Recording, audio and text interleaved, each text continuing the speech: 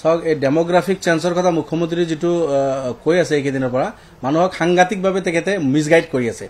তেখেতে ভুল মানে বাৰ্তা দি আছে মুখ্যমন্ত্ৰী জানে যে 50ৰ পৰা কৈ আছে 1950ৰ পৰা আজিলৈকে মুখ্যমন্ত্ৰী ভালদৰে জানে 1950ৰ পিছত মেঘালয় ৰাজ্য অসমৰ পৰা গুচি গ'ল নাগালেণ্ড গ'ল ত্ৰিপুৰা গ'ল মিজোৰাম গ'ল অৰুণাচল গ'ল মেঘালয় গ'ল এই গোটেই কেইখন ৰাজ্যত যদি আপুনি চায় তাতে মুছলিম পপুলেশ্যন কিমান কিছুমান ৰাজ্যত 1% কিছুমান ৰাজ্যত 2% মণিপুৰত সামান্য 3-4% হ'ব ত্ৰিপুৰাত 3-4% হ'ব বাকিবিলাকত তো কোনো পাৰ্চেন্টেজ নাই এই যে অসমৰ পৰা প্ৰায় 2 কোটি এই 6খন ৰাজ্য যদি আপোনালোকে লৈ যায় এই বাৰ্তাটো আপোনালোকে দিব দে ধুনিয়াকে ৰিকুৱেষ্ট কৰিছো সাংবাদিক বন্ধুসকলক ভাল প্ৰশ্ন কৰিছে আপুনি ধন্যবাদ আপোনাক 6খন ৰাজ্য প্ৰায় 2 কোটি পপুলেশ্যন গুছি গৈছে 2 কোটি 10 লাখ মুছলমান নাই 1 কোটি 90 লাখ হিন্দু পপুলেশ্যন অসমৰ পৰা কাটি গৈছে মুখ্যমন্ত্ৰী মানুহক মানে টুপি পিন্ধাই আছে মোৰ এই টুপিটো আপুনি বেলেগক পিন্ধাব নালাগে মুখ্যমন্ত্ৰী ডাঙৰীয়া আপুনি মানুহক মিসগাইড নকৰিব অসমৰ 3.5 কোটি পপুলেশ্যন যদি ধৰে সম্ভাব্য পপুলেশ্যন আৰু এই 6খন ৰাজ্যৰ প্ৰায় 2 কোটি পপুলেশ্যন 3.5 আৰু 2 কোটি 5.5 কোটি পপুলেশ্যন এই 5.5 কোটি পপুলেশ্যন 1951ত মুছলমানৰ যদি আপুনি চায় 25-26% মুছলমানৰ জনসংখ্যা আছিল 1951ত এতিয়া 5.5 কোটিৰ ভিতৰত যদি এই হিসাবটো আপোনালোকে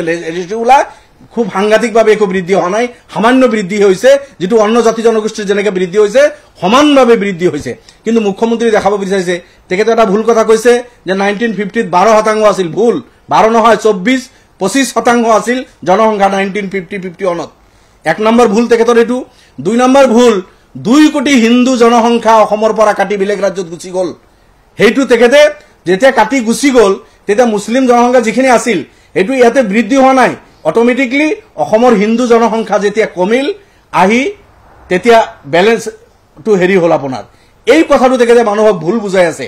যে অসমত জনসংখ্যা বাঢ়ি গ'ল অসমত জনসংখ্যা একো বাঢ়া নাই অসমত মুছলমান 1950-51ত যিমান আছিল অন্য জাতি জনগোষ্ঠীৰ যি হাৰে যেনেকৈ বৃদ্ধি হৈছে মুছলমানৰ তেনেকৈ বৃদ্ধি হৈছে হয় সামান্য 0.5% আপুনি বেছি ধৰিব পাৰে এটো আমিও মানু যে হেমন্ত বিশ্ব ডাঙৰীয়াৰ দুজন ল'ৰা ছোৱালী মোৰ 3জন তেখেতৰ দুজন মোৰ 3জন এটো ময়ো মানু ঠিক এনেকুৱা ধৰণৰ পাৰ্থক্য আছে হেমন্ত বিশ্ব ডাঙৰীয়া তেখেতৰ মা দেউতাৰ 5জন আছে মোৰ মা দেউতাৰ 8জন হনুৱাল ডাঙৰীয়াৰ মা দেউতাৰ 8জন ল'ৰা ছোৱালী মোদী ডাঙৰীয়াৰ 6জন গতিকে এনেকুৱা লালু প্ৰসাদ যাদৱ ইছলাম নহয় লালু প্ৰসাদ যাদৱৰ 9জন 11জন গতিকে অকল আমাৰে যে তেনেকুৱা নহয় গতিকে হেমন্ত বিশ্ব ডাঙৰীয়া সাংঘাতিকভাৱে অসমৰ জনগণৰ এটা ভুল বাৰ্তা দি আছে যে সাংঘাতিকভাৱে ডেমোগ্ৰাফিক অসমৰ চেঞ্জ হল একো চেঞ্জ হোৱা নাই সেইখিনি মানুহ আছে এতিয়া আপুনি কবাত লখিমপুৰৰ পৰা মুছলমান মানুহখিনি খেদি দিব অসমতে থাকিব না কোনোবা এক জায়গাত আপুনি উৰিয়াম ঘাটৰ পৰা সেই সকল মানুহ খেদিব ঘৰ বাৰী খেদি অৰ্থনৈতিকভাৱে আপুনি পংগু বনাই আছে অসম ৰাজ্যৰ প্ৰত্যেকজন নাগৰিকৰ নিৰাপত্তা নিশ্চিত কৰা আৰু আপোনাৰ অন্ন বস্ত্ৰ বাসস্থানৰ ব্যৱস্থা কৰা গভৰ্ণমেণ্টৰ দায়িত্ব আছিল হেই নকৰি আপুনি বুলডোজ কৰি মানুহখিনিক ৰাস্তাৰ ভিখাৰী বনাই ৰাজ্যখন কত লৈ গৈ আছে আপুনি ৰখাতলে লৈ গৈ আছে ৰাজ্যখন মানুহ তো আপুনি এইখিনি বুলডোজ কৰিলে অসমত থাকিব নকৰিলে অসমত থাকিব এইখিনি অসমীয়া এইখিনি ভাৰতীয় বোনাফাইড ভাৰতীয় গতিকে আমাৰ তেখেতৰ অৱস্থা বেয়া গতিকে অৱস্থা বেয়া বুলি এসাম মানুহক তেখেতে ভয় দেখাই আছে যে ডেমোগ্ৰাফিক সাংঘাতিকভাৱে চেঞ্জ হল একো চেঞ্জ হোৱা নাই জনসংখ্যা সাংঘাতিকভাৱে চেঞ্জ হল একো চেঞ্জ হোৱা নাই এতিয়া যদি আপুনি অসম ৰাজ্য এই 6খন ষ্টেট লৈ যদি একেলগে বুলি ভাবিলে অলপ সময়ৰ কাৰণে 5.5 কোটি জনসংখ্যা হ'ব 5.5 কোটিৰ মাজত কিমান আছে মুছলমান চাওক আপুনি